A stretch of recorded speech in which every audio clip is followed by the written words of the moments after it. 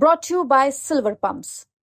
Top quality और consistent performance के लिए सिर्फ सिल्वर पंप्स नाम याद रखना। कहा जा रहा है 4 घंटे में कम से कम आधा दर्जन केंद्रीय मंत्रियों के साथ मिलकर योजनाओं पर चर्चा करके लौटे हैं। यह भी एक सियासी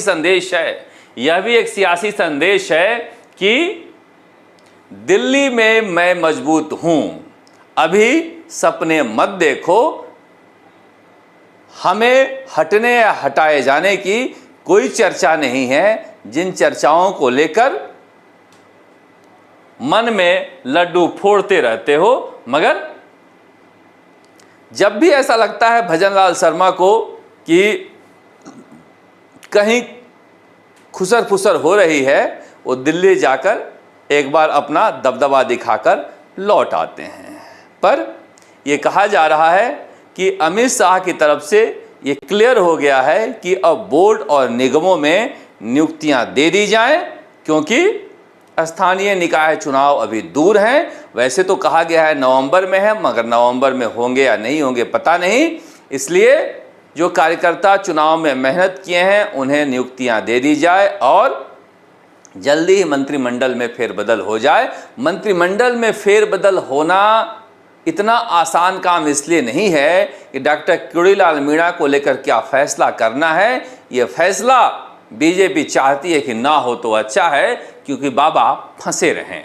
निकालो तो मुश्किल, रखो तो मुश्किल। इसलिए बाबा ने जो हालात अपने लिए बना दिए हैं वो बीजेपी के लिए ज़्यादा मुफीद है। मगर लोग कह रहे हैं कि अलवर में डॉक्टर किरोड़ीलाल मीणा बन्ने राम मीणा के पीछे क्यों पड़ गए हैं। बन्ने राम मीणा इनके शागिर्द हुआ करते थे।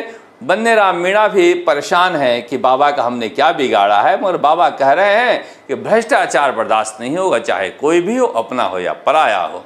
इसलिए बाबा की राजनीति भी एक अलग रास्ते पर चल रही है। हमें भी इंतजार है कि कब जाएंगे वो दिल्ली और कब मुलाकात होगी, क्योंकि बिना मुलाकातों को एक बार वो लौट चुके हैं।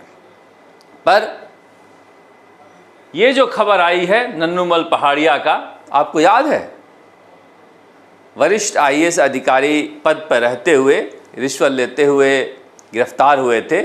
राजस्थान हाईकोर्ट ने एफआईआर ही क्वैश कर दिया है। अब ये समझ में नहीं आ रहा है कि हो क्या रहा है। जगदीश बिश्नोई की जमानत हो जाती है, नन्नूमल पहाड़िया की एफआईआर क्वैश हो जाती है। पेपर लीक से लेकर भ्रष्टाचार तक के जो फैसले आ रहे हैं उससे जनता परेशान तो है, क्योंकि दिल्ली में जो घटना घटी है वो घटना बेहद गंभीर है। और इसलिए मुझे लग रहा है कि पेपर लीक के मसले पर भी कम से कम एसओजी को या फिर भ्रष्टाचार के मसले पर एसीबी को ज़्यादा गंभीरता से काम करना होगा। लोगों का विश्वास जांच एजेंसियों में बना रहे, न्यायालय पर बना रहे तो ज़्यादा बेहतर है। अभी एक बार फिर से राम खिलाड़ी मीणा एक और सब इंस्पेक्टर पकड़ा गया है, जो अलवर में ट्रेनिंग कर रहा था। 3 दिन में 3 डमी कैंडिडेट वाले पकड़े गए हैं, पेपर लीक वाले नहीं पकड़े गए हैं। पेपर लीक के जो लिंक थे उस पर जांच कम हो रही है इन दिनों, डमी कैंडिडेट वाले पर जांच ज़्यादा हो रही है। मगर जो भी हो गलत हो उसे पकड़ना चाहिए। 3 दिन में 3 ट्रेनी एसआई और पकड़े गए हैं। इसलिए सब इंस्पेक्टर परीक्षा में जो धांधली की बातें हो रही थी वो ज़्यादा मजबूत नज़र आ रही है। पर वन रक्षक परीक्षा में जिस तरह से रोज़ खुलासे हो रहे हैं कि इसने इसको पेपर पढ़वाया, इसने इससे पेपर खरीदा, एसओजी को ये भी क्लियर करना चाहिए कि वन रक्षक परीक्षा, वनपाल परीक्षा का पेपर लीक कैसे हुआ था, कौन माफिया था जो परीक्षा एजेंसी से इस पेपर को लेकर आया था। तो लगेगा कि ज़्यादा गंभीरता से काम हो रहा है। पर बात वही है कि परसेप्शन जांच एजेंसियों का खराब नहीं होना चाहिए। जिस तरह से कोर्ट में जमानत मिलने के बाद परसेप्शन खराब होता जा रहा है। इधर मीसा कैदियों को लेकर विधानसभा में बिल पारित कर दिया गया और बोलते हुए रविंद्र सिंह भाटी ने कहा कि जैसे ही हमने नॉमिनेशन भरा लोकसभा चुनाव के लिए, हमारे पास इनकम टैक्स से लेकर पता नहीं कौन कौन से नोटिस आने लगे, मगर जब उनकी बातों को मैं सुन रहा था तो वो कह रहे थे कि पता नहीं राज्य के मुखिया को पता था कि नहीं पता था, शायद पता नहीं होगा, नीचे के लोग कबाड़ा कर रहे होंगे, ऐसा होता नहीं है। इस तरह के जो कारनामे होते हैं तो ऊपर से नीचे तक होते हैं। पर रविंद्र सिंह भाटी बीजेपी से अपना रिश्ता बनाए रखना चाहते हैं, क्योंकि जब वो कहते हैं साहब मैं तो आप ही का था, आप ही नहीं अपना रहे हो। पर सबसे ज़्यादा छटपटाहट मुझे यूनुस खान में दिखती है।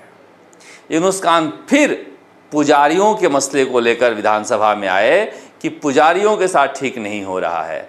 मंदिर, पुजारी, दीनदयाल उपाध्याय की मूर्ति, वेद विद्यालय, अब कितनी परीक्षा लोगे बीजेपी वाले यूनुस खान की? हिंदुत्व के असली झंडा बरदार, आलम बरदार तो यूनुस खान ही दिखाई दे रहे हैं। पर ये बदली बदली बीजेपी है। आज सुन नहीं रहे थे आप अमित शाह को? अमित शाह किस तरह से संसद में ललकार रहे थे।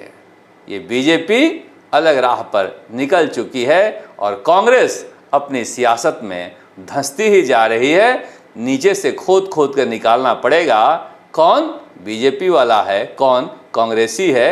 ये मैं नहीं कह रहा, ये राहुल गांधी ने कहा है। आप देखते हैं राजस्थान तक। नमस्कार। जयपुर से